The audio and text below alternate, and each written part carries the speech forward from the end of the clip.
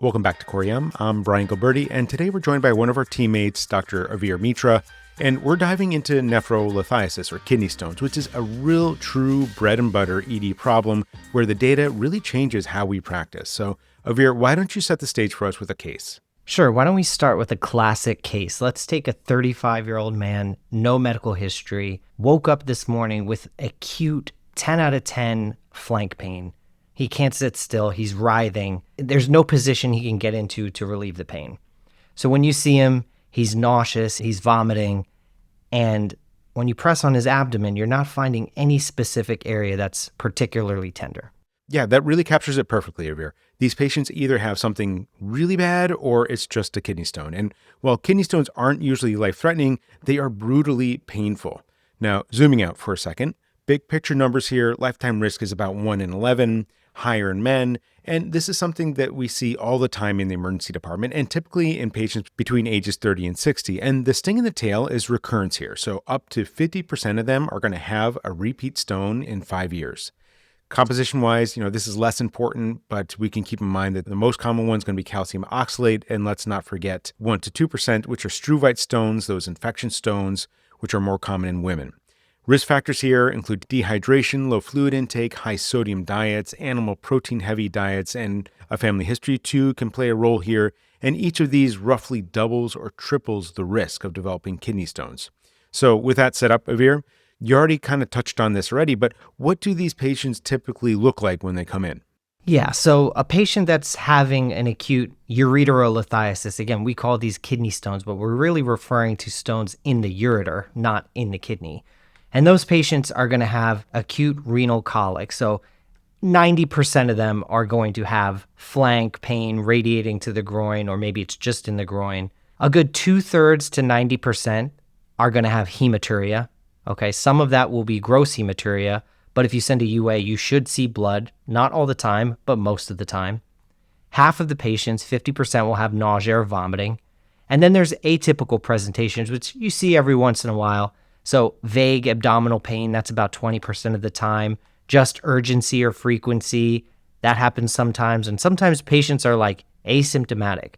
But even those asymptomatic patients, about a third of them become symptomatic after a few years, according to larger cohort studies. It's important basically to remember here, in med school you learn hematuria happens in kidney stones, but that is absent about a third of the time. So don't rule out a kidney stone just because you do not have hematuria.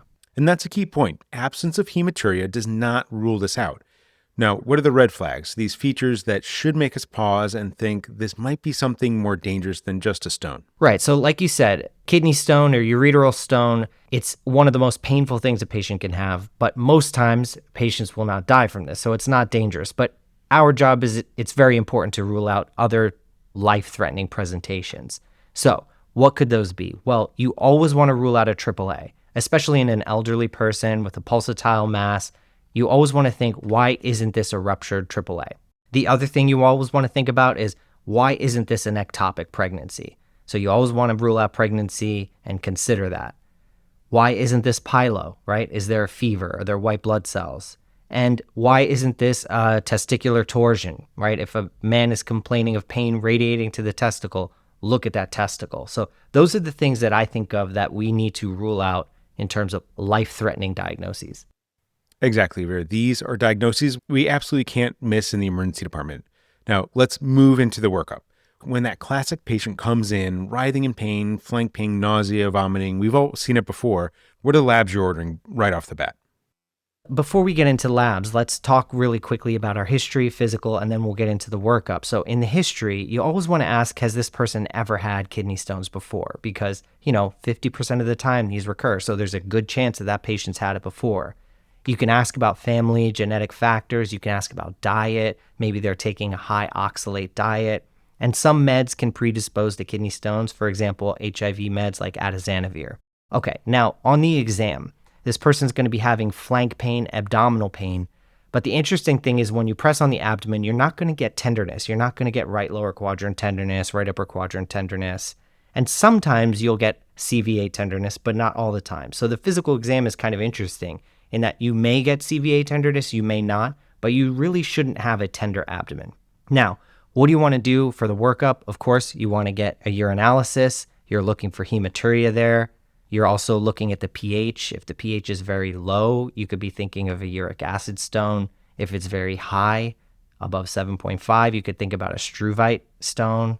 You also want to look on the UA for any signs of infection because one, you're ruling out pyelo, but also if you find a stone, now you're worried, could this be a septic or infected stone? So that's what you're looking for on the UA. Of course, you want to get a chemistry because you want to check kidney function, so you're going to look for the creatinine. These patients sometimes can get an AKI, so that's something you always want to screen for. And of course, a CBC is important because you want to look for a high white count as a sign of a possible infected stone. The caveat to that, of course, is that when patients are vomiting or when they're in a lot of pain, they can also develop a white count. So it requires a little bit of nuance to figure out what that white count is coming from, but it's still something you want to look at. Now, every patient who can get pregnant should have pregnancy ruled out, of course, and you want to send a urine culture if you're suspecting a UTI or an infected stone. Yes, I totally agree here. And there's probably no lab value more context dependent than the white count. Now, let's switch gears and talk about imaging, because this is really where the meat and potatoes of nephrolithiasis lie.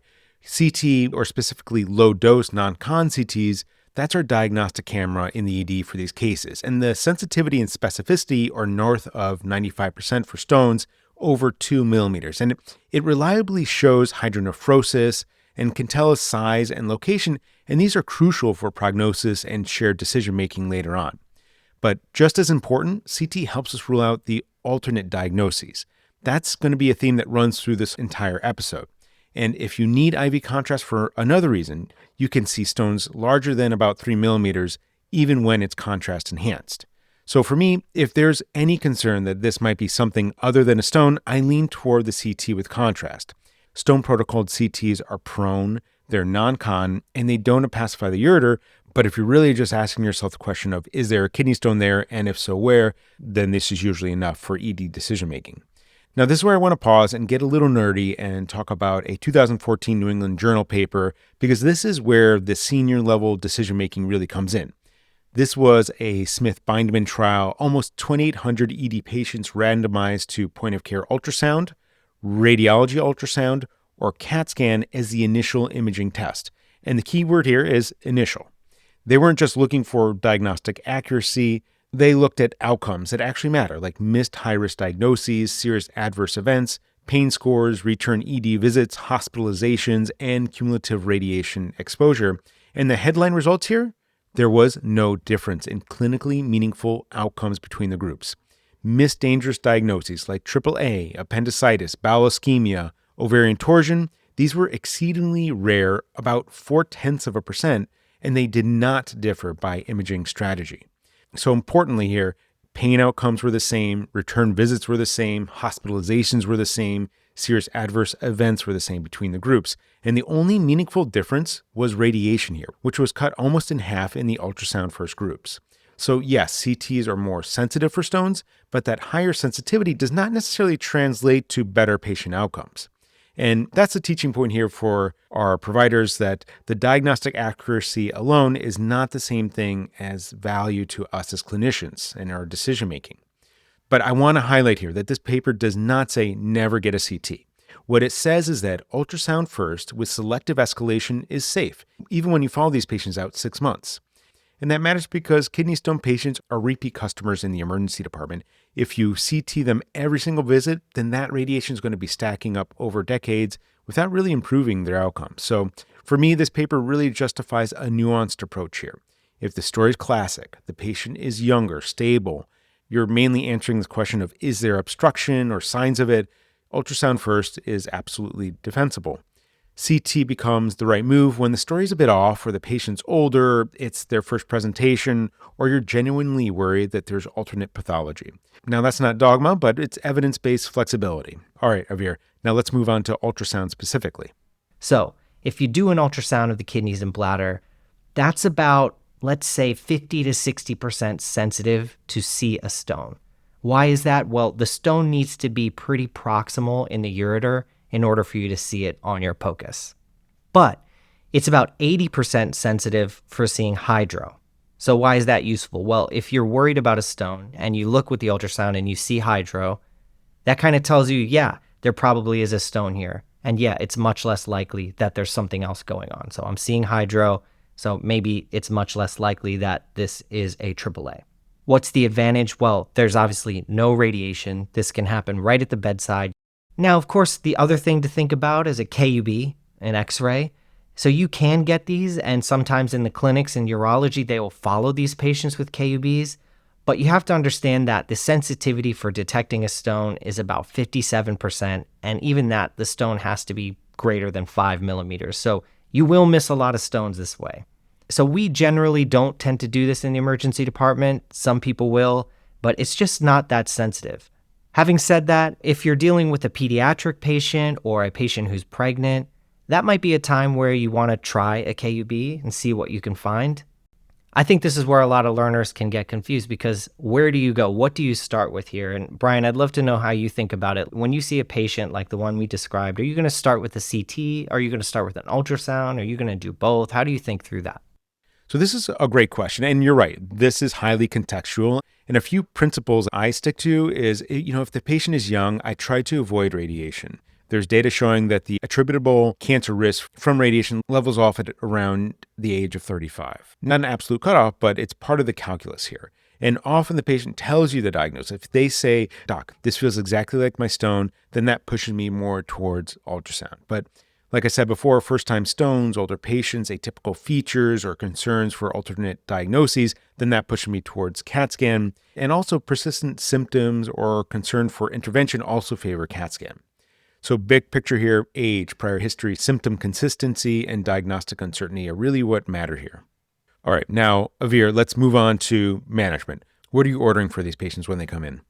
Yeah, so the big thing here is that the first line medicine you want to give this patient is an NSAID. Ideally, some sort of IV Toradol type of situation is really going to help. And I know it sounds crazy because this is one of the most painful conditions we see in the ED, but studies have shown that IV NSAID works just as well as an IV opioid. So you definitely want to start with Toradol, unless, of course, there is some contraindication to NSAIDs, such as a very low GFR, there's some bleeding risk, or there's some other reason that they can't get an NSAID.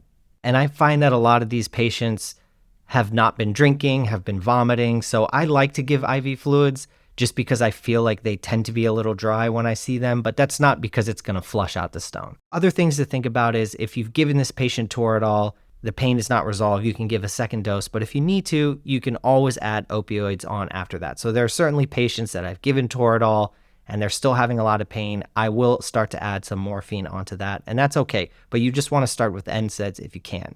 And the other thing to think about is a lot of these patients are going to have a lot of nausea, they're going to be vomiting, so don't forget about ondansetron.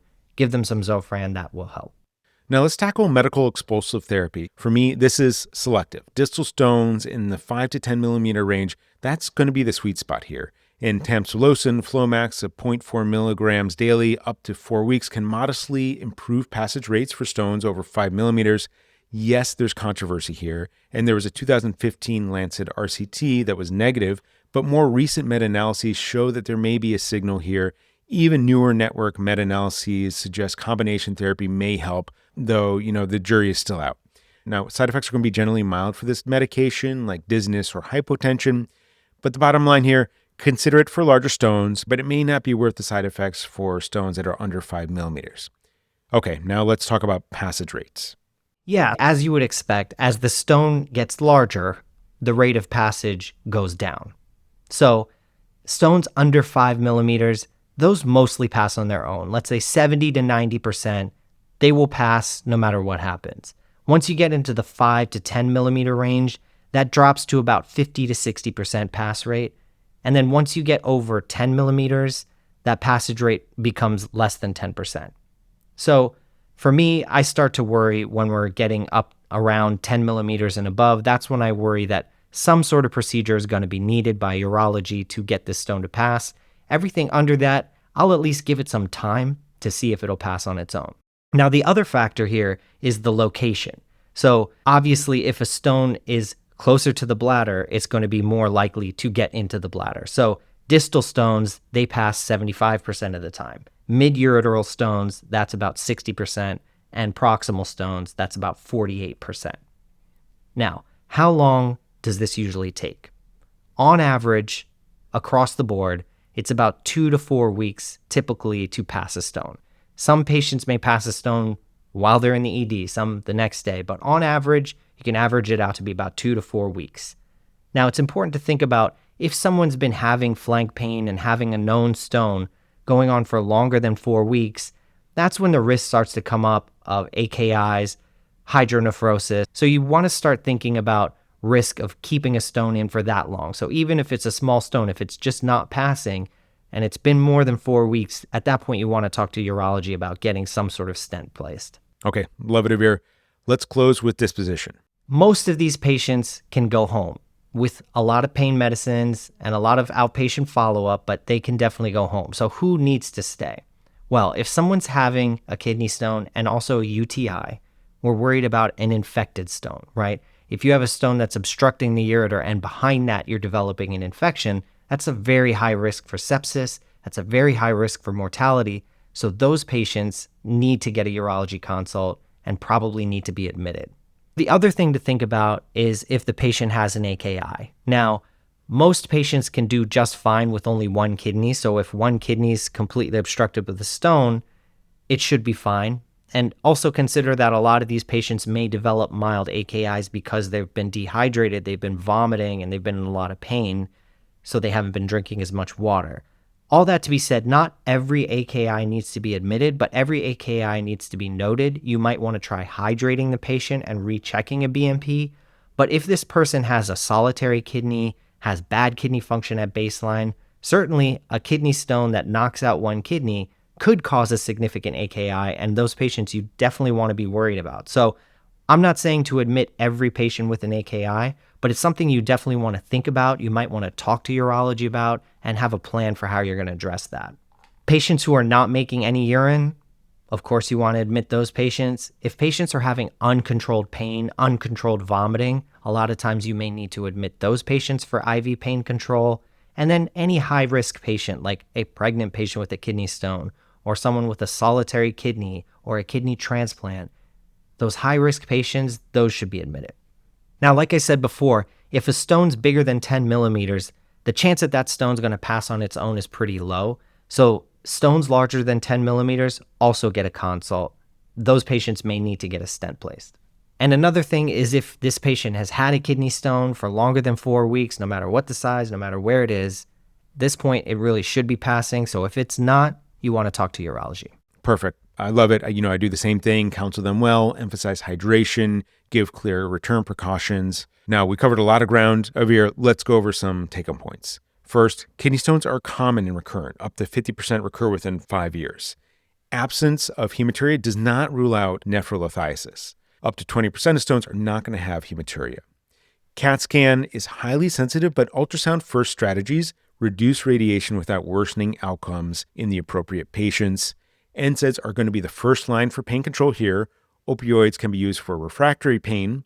And finally, keep your eyes out for red flags like infection, AKI in high-risk patients, stones that are over 10 millimeters, or symptoms for more than 4 weeks. And this is where we involve our urology colleagues. Okay, that'll do it for this episode. Avir, thanks for joining me in the studio. Thanks for having me.